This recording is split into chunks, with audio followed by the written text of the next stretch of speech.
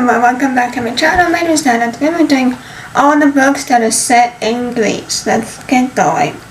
So most of them will be mythology retells because obviously they will be set in Greece for what they are. So yeah, and there are some books that's like fiction about at the same time they're also a little bit of Greek retelling in a way, but they're still set in Greece. So yeah, let's get going. So my first book is Medusa by Rosie Hewlett. You know her name, you know her story, just not the right one. Within the depths of the underworld, the formidable snake-haired Gorgon has finally had enough.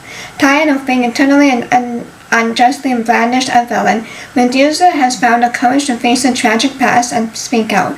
Determined to expose the centuries of lies surrounding her name, Medusa gives unparalleled insight into her cursed life.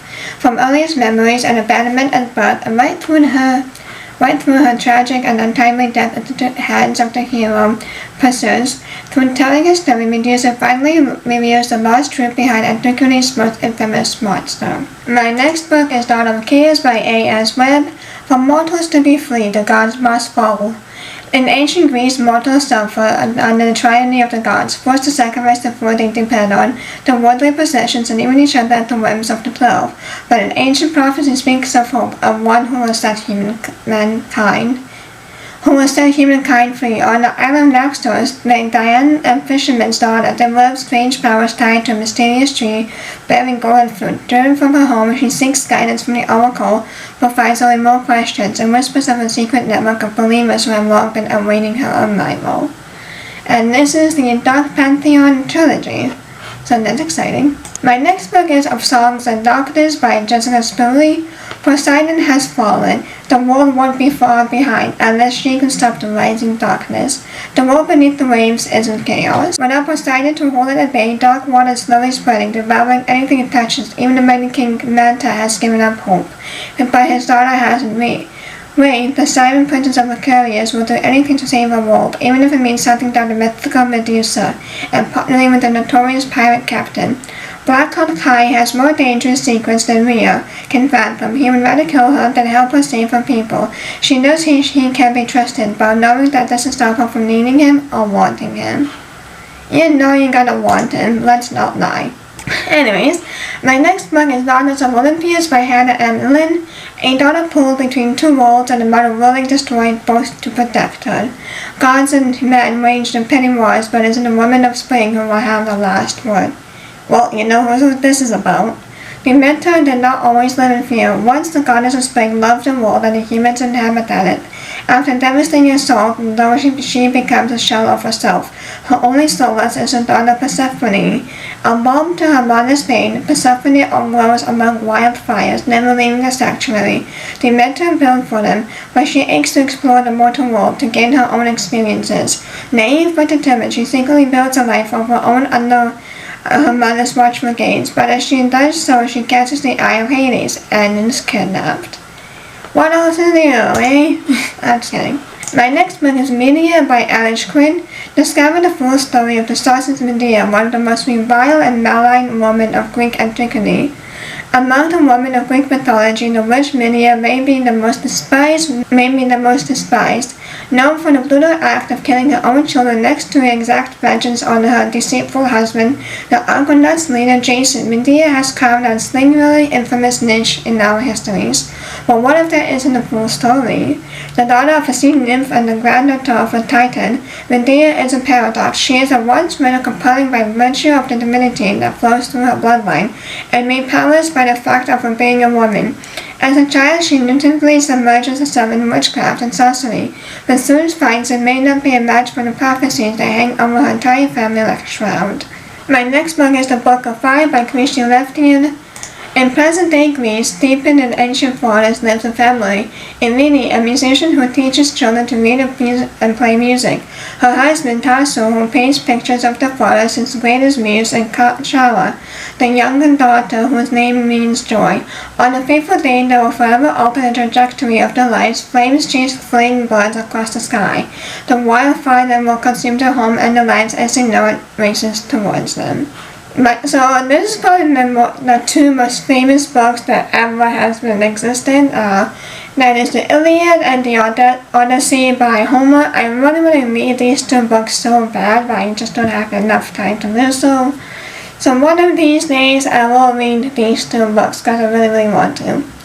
So as we know, one of the foremost achievements in Western literature, Homer's Iliad tells the story of the darkest episode of the Trojan War, and it centers Achilles, the greatest warrior and champion of the Greeks, and his conflict with his leader Agamemnon, interwoven in a tragic sequence of events and powerfully moving descriptions of the ebb and flow of battle, the besieged city of Ilium, and the feud between the gods and the fate of mortals. And obviously in the Odyssey, sing to me of the man muse, the man of twists and turns, driven time again of course, once he had plundered the hallowed heights of Troy. So begins Robert Scott's magnificent translation of the Odyssey. So, as said, this book is translated. The Iliad is the world's greatest war epic, that the Odyssey is literature's grandest evocation of every man's journey through life. Odysseus relies on his wit and willingness for survival and his encounters with divine and natural forces. During his 10-year voyage from home to Ithaca after the Trojan War is at once a timeless human story and an individual test of moral endurance. I'm really excited for this, so hopefully I can read it sometime in my life. My next book is Ophelia and Eurydice by Elise John. The love transcends every boundary. Can it cheat death? Ophelia dreams of something more than the warrior craft she has been forced to learn. Hidden away on a far-flung island, she blends, sings with poetry, and her words can move flowers to bloom and forests to grow. But her father, the sun god Apollo, has forbidden her this art. A chance to meeting with your young shield maker Eurydice gives her the courage to use her voice. After wielding all her gifts to defeat one final champion, Ophelia draws the scrutiny of the gods. Performing her poetry, she wins the protection of the goddesses of the powerful muses, who welcome her to their sanctuary on Mount Parnassus. Ophelia learns to hone her talents, crafting words and magic infused with history, love, and tragedy. My next book is No Season But the Summer by Matilda Laser. Spring and summer my mother's time, autumn winter are my husband's, what is left for me? Can we know what this is about again? Persephone spent 6 months of the year in the garden with her husband, king of the dead, and 6 months on earth with the mother, goddess of the harvest. It has been this way for 9,000 years since the deal was struck. But when she resurfaces this spring, something is different. Rain lashes the wind, crops grow out of season, or not at all. And there are people trying to build a road through the woods, and her mother does not seem able to stop them. The natural world is changing rapidly, and even the gods have lost control. And my last book is Athena's Child by Hannah Evelyn, #1 book in the Grecian Woman trilogy. Daughter, sister, priestess, protector, son, brother, demigod, hero, monsters. Gifted and blood of immediate far beyond that of mere mortals, Medusa seeks sanctuary with the goddess Athena, but when the lustful gaze of mighty Poseidon falls upon her, even the temple of Athena cannot protect her. Young persons embarks on a seemingly impossible quest, equipped with only bravado and determination. His only chance of success lays in the hands of his immortal siblings. Medusa pursues soon become pawns to spiteful and selfish gods. I'm looking at you, Zeus. Anyways, faced with the repercussions of Athena's wrath, Medusa has no choice but to flee and hide. But can she lose them without becoming the monster they say she is? And those are the books that take place in Greece or Greek mythology. So, yeah, I actually really miss reading Greek mythology. I remember that one time there was such a phase for everyone to write Greek mythology because it was a trend, that really annoys me so much. Like, you should write what you want to write, not because it's a trend or money grab, whatever. But write what you want to write. If I can give you any advice, write what you want to write. Okay, so even if it's not rival or bestseller, at least you know it's true and authentic. That's not advice, take it if you want, but if I can give you one advice, that will be that. So, with that being said, these are all the books I really want to read, as well, especially Iliad and Odyssey. I really want to get down to them. But yeah, so otherwise let me know what books you have that are taking place in Greece or Greek mythology. Otherwise, please like, comment, subscribe so you'll be notified every time I post. I'll see you on my next one. Bye!